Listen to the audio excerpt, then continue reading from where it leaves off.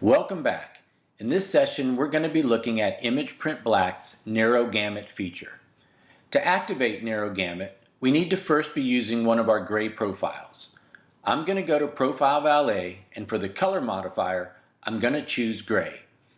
Below that, we would pick the manufacturer of the paper we are using, followed by the paper type.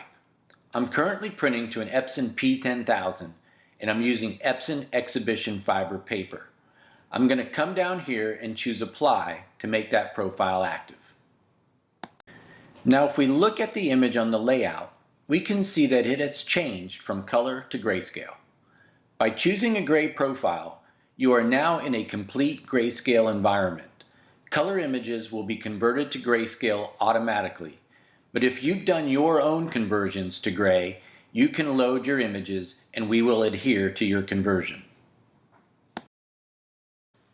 To bring up the Narrow Gamut controls, let's move under the Edit, then Corrections, and select Narrow Gamut.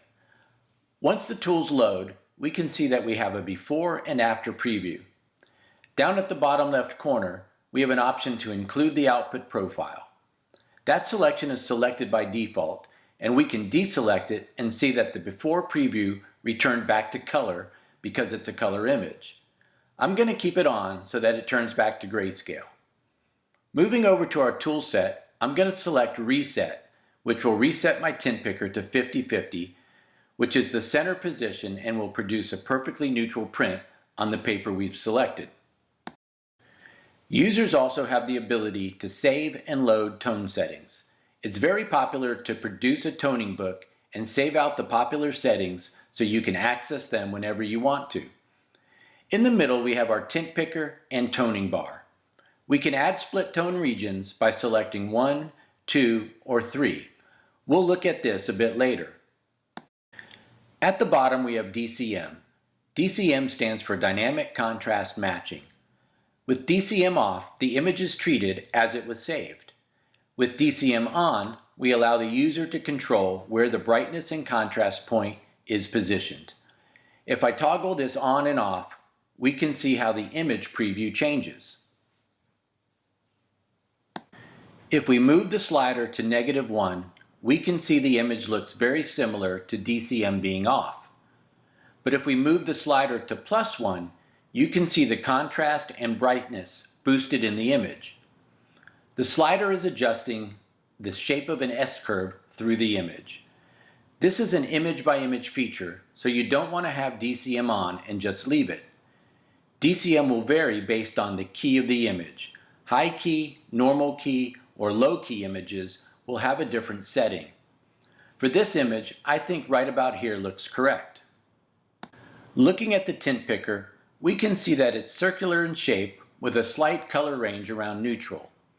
The center is a perfect neutral, and as we extend up, we have yellow-red tones, and as we move counterclockwise, we then have blue-green tones, and at the bottom, blue-magenta, and then finish with magenta-red. If we look inside the circle, we can see an outline of a square. Inside the square represents the toning range of our previous Narrow Gamut model. Newer printers like the Epson Pro Series printers, and soon the Canon Pro Series, use this newer extended model. This was made possible by creating a target that uses variable steps, but I won't bore you with the technical details of that. Now let's look at split toning.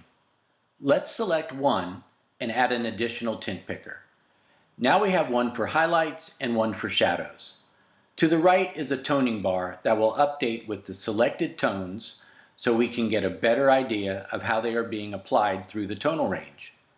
Let's say I want to set this for cool shadows and warm highlights.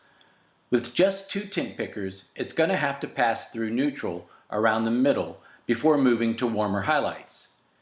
If I change the shadow point to match the highlight setting, then it's just like having the 1 tint picker before. A lot of times with inkjet inks, the photo black and matte black are slightly blue in tone. When we neutralize that tone, we can lose a little density. So oftentimes, if we add some coolness to the shadows, it allows the blacks to be more of its neutral tone and a slightly greater density. But let's say I want to control where the split happens and what tint it passes through. If I select 2, it will add another tint picker along with the control to change where the split takes place. We can see this as I move the split control as well as change the tint for it.